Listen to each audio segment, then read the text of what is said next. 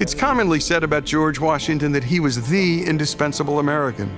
But there's ample evidence that John Adams may indeed be an indispensable American too. Though never a soldier, Adams fought for America's freedom in our nation's most important chapter. Few Americans in history have a political and diplomatic resume like Adams. Here's a list of some of the positions he held in public life. Massachusetts delegate to the Continental Congress. First U.S. minister to the Netherlands and Great Britain. America's first vice president and our second president, among many other prominent positions. Adams also authored several influential works on government, including, most notably, the Massachusetts Constitution of 1780, which he wrote alone, and which is to this day the oldest written constitution in the world. It served as a model for the U.S. Constitution, specifically its focus on separation of powers among and between the branches of government. But there's much more to Adams' life than his resume, including real accomplishments and crucial battles fought and won for his country. Though Adams was impatient and viewed as too tactless for legislative life, he was a ferocious behind-the-scenes operator and ended up playing a big part in the most momentous decisions in our nation's fight for independence and beyond. His decision to nominate George Washington as Commander-in-Chief of the colonial armies was as consequential an act as any he would perform. Adams first met Washington while the two served as delegates to the First Continental Congress. He was impressed with Washington's military experience and Washington's demeanor, and knew that to unify the colonies, he would need to choose someone to lead the Continental Army that was not a Yankee. Virginia was not just the richest colony, but the largest, and as David McCullough noted in his biography of Adams, quote, "The very proud Virginians felt they had a right to lead." In the Second Continental Congress, no delegate fought harder than Adams behind closed doors and on the House floor for the colonies to not merely sever ties with Great Britain, but declare independence outright. In May of 1776, it was Adams who called for the formal resolution for independence, and it was Adams who organized the committee charged with drafting the Declaration of Independence. Adams chose Thomas Jefferson, 33 years old at the time and the youngest delegate, for the task.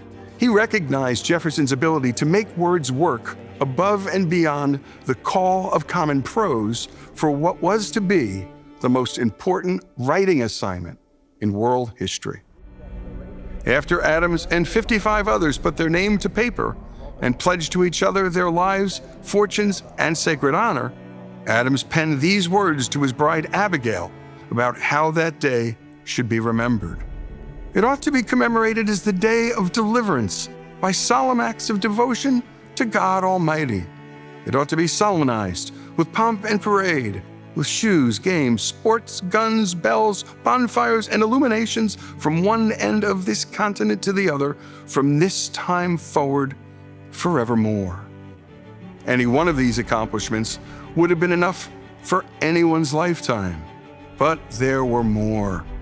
Adams played a pivotal role in the fight for independence on the diplomatic field, securing critical funding from the government of France and negotiating a loan from Dutch bankers of nearly $2 million. It was funding needed on the home front for provisions, arms, and munitions necessary to secure military victory in America and independence thereafter. Adams wrote of his efforts later in his life, "If this had been the only action of my life, it would have been well spent." And there were his efforts, along with John Jay and Benjamin Franklin, on the treaty that ended the Revolutionary War. The Treaty of Paris established the United States as an independent nation and doubled the size of America. Lest we forget, Adams served as the second president of the United States and managed to keep the nation out of war. No small task, given the events in France, which was experiencing a revolution of its own. Despite blistering attacks from his own party, particularly from Alexander Hamilton, Adams sent a peace commission to France with hopes of averting war. He succeeded, but at great personal cost. So what do we need to know about Adams to best understand the man? It's first important to understand where he was born and to whom. Adams was not born to wealth. His father made his living as a farmer and shoemaker in the quiet village of 2,000 people called Braintree, Massachusetts. Baptized in the church where his father served as a deacon, Adams learned from him the necessity and importance of hard work, good habits, and trustworthiness. Adams wrote these words about his father after he died. A man of strict piety and great integrity, much esteemed and beloved wherever he was known, which was not far, his sphere of life being not extensive. The sphere of John Adams' life would extend far beyond Braintree to the great cities of America and Europe too. The turning point in Adams' life came in the form of a scholarship to Harvard at the age of 15. While there, Adams cultivated his appetite for reading, which lasted a lifetime. But it was his time debating that he discovered he'd make a better lawyer than preacher, much to his father's disappointment. After graduating in 1755, he pursued a legal career. Harvard Law wouldn't open its doors until 1817, so Adams did what aspiring lawyers did back then. He worked by day as a teacher to pay for his legal training with lawyers in and around Boston, launching his professional career in 1758. By 1770, he was one of the busiest lawyers in town. Then came the moment that tested Adams' commitment to the rule of law and provided posterity with a window into the character and courage of the man. At great risk to his practice, he chose to represent the Redcoats in the biggest case of his time, the Boston Massacre trial.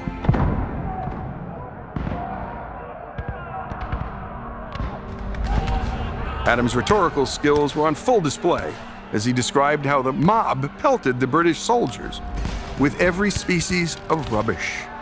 One soldier, he said, was beaten to the ground with a club, rising up only to be beaten down again.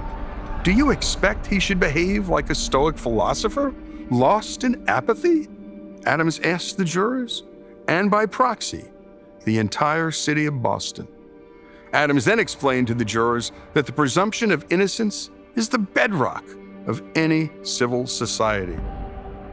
Better that many guilty persons escape unpunished than one innocent person should be punished. Adams closed his case quoting Algernon Sidney, the English political theorist who wrote Discourses Concerning Government, a textbook that profoundly influenced our founding fathers. The law no passion can disturb, 'tis void of desire and fear, lust and anger. It does not enjoin that which pleases a weak, frail man, but without any regard to persons commands that which is good and punishes evil in all, whether rich or poor, high or low. 'Tis deaf, inexorable, inflexible. The jury was out less than 3 hours. 6 soldiers were acquitted. 2 were found guilty of manslaughter. Adams suffered in the short term, losing half his law practice. But as time passed, his defense of the Redcoats enhanced his public standing. Years later, Adams concluded that this effort of his was one of the most gallant, generous, manly, and disinterested actions of my whole life, and one of the best pieces of service I ever rendered my country. It was a trial that taught us all that unpopular people, or people we hate, and hate for good reason, must not be subject to the whims of the mob, or prosecutors doing the mob's bidding. That single story, more than any other, embodied the nature and character of Adams, and the country he would soon help to birth. The American Republic, after all, is built to protect the rights of Americans through law, not the mere opinions of man. In poor health in the summer of 1826, Adams, 90 years old at the time, was visited by some local leaders seeking a toast they could share for America's upcoming 50th birthday celebration. "I will give you independence forever." Asked if he would add to the toast, Adams replied, "Not a word." Adams died on July 4, 1826, not long after Jefferson, who died remarkably on the very same day, just hours earlier. His last words before dying, "Jefferson lives." In a letter to Abigail written decades earlier on a matter concerning the raising of their children, Adams wrote, "Fire them with ambition to be useful." At great personal risk to his family, health, and wealth, Adams served his country like few others have before or after. What more could Adams have done to earn the honorific indispensable American? It's a question worth asking and answering as we approach our nation's 250th birthday celebration.